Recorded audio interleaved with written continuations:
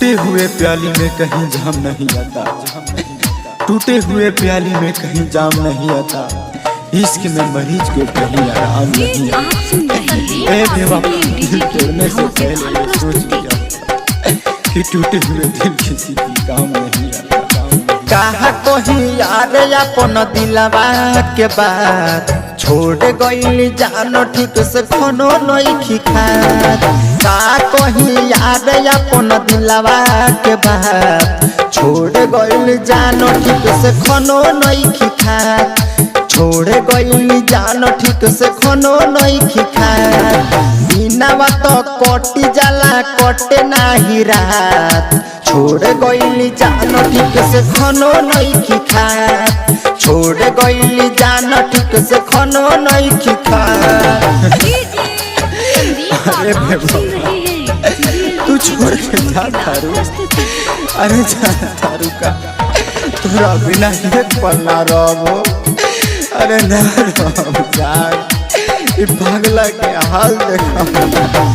मन करे छुरी छा तिमे दिही तोड़ रे, जवाना के साथ ली उहे जाता छोड़ रे।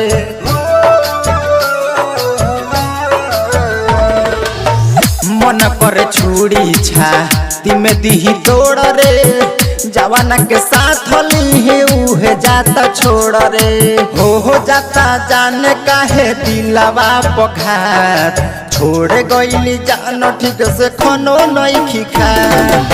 का कही याद अपन दिलवा के बात छोड़ गइली जानो ठीक से खनो नहीं खात, छोड़ गइली जानो ठीक से खनो नहीं खात।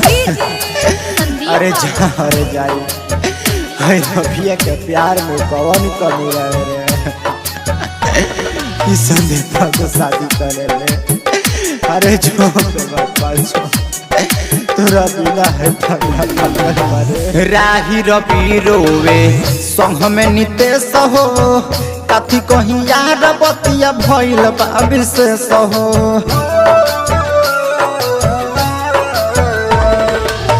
राही रवि रोवे संग में नितेश हो, कथी कहीं यार बतिया भइल बा विशेष हो।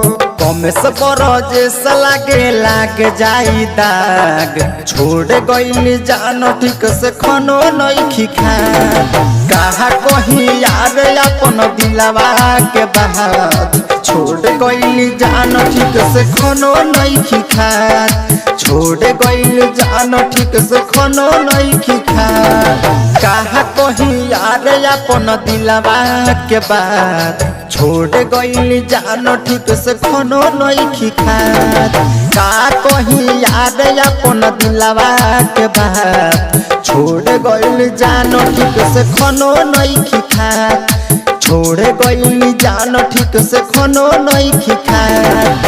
बिना तो कटी जाला कटे नाही रात, छोड़ गइली जानो ठीक से खनो नहीं खात, छोड़ गइली जानो ठीक से खनो नहीं खात। त्रिलोकी रिकॉर्डिंग स्टूडियो छावड़ा।